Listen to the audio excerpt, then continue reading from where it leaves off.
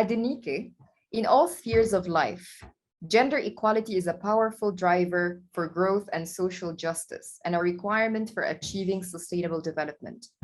Within the climate change arena, it is fundamental to combating climate change effectively. Why does gender equality matter in combating climate change? Thank you so much. Gender equality matters in combating climate change because it helps us to solve the climate change crisis. Because there is great connection between climate justice and gender inequality. Because achieving one of those sustainable development goals will help to tackle other crises that are defining us in our society today.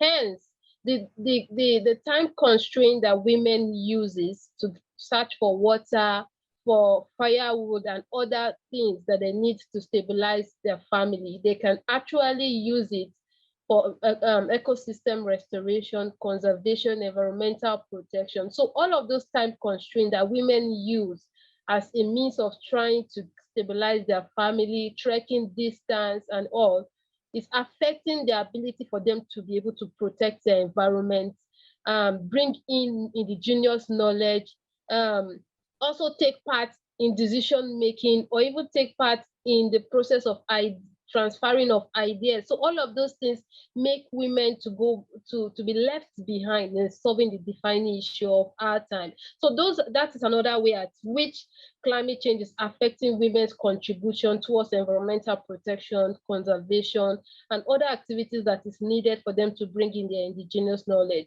Secondly, we are saying that climate change is disappropriately affecting women because they will have to drop out of school, especially the girls, or being given out and aunts in marriage early. All of those things affect their ability to contribute. And also looking at the fact that lack of them owning full rights to own a land affects their ability for them to be able to bring in their indigenous knowledge, help to produce food security, despite the fact that they produce 60 to 80%, especially for sub-Saharan African and the world, women at large in the world, and yet they are the poorest. So it tells a lot that women's rights are needed in land, in resources, in education, across all sectors, beyond environmental sectors, to see that we're able to scale up this action, to see that we are solving the climate change crisis. We are bringing in gender-sensitive solutions, such as giving women access to land as a means for them to be able to get access to loans, for them to have further access to resources such as fertilizer, seeds, and the rest that they need for them to grow their crops for productivity, because women are left behind in all of those things. So if women could have total access to all of these resources, it will help to reduce food insecurity, it will end poverty, end hunger, improve education for girls, for everyone, and also strengthen education totally. So empowering one woman is just like empowering a society. Now imagine empowering a whole community, women in the whole community. So it's going to help to go a long way in bringing in more development to a country. So we have to do more. And I believe that gender equality is not against anyone's tradition or religion.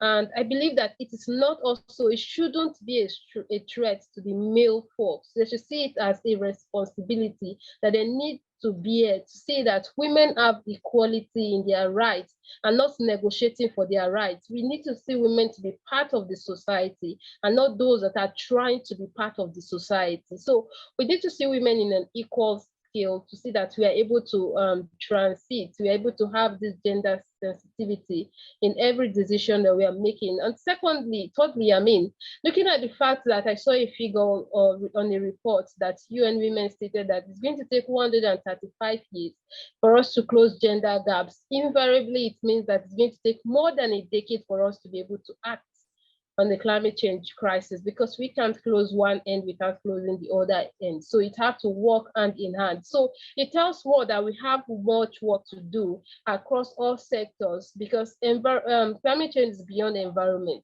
It is now a renewable energy crisis, because women have to trek distance to get source of energy which are unsustainable, affecting their health, affecting their well-being, affecting their ability to contribute towards economic gain. So several things are there in the world new and existing crises that are affecting women's rights in our world today due to environmental instability. Thank you.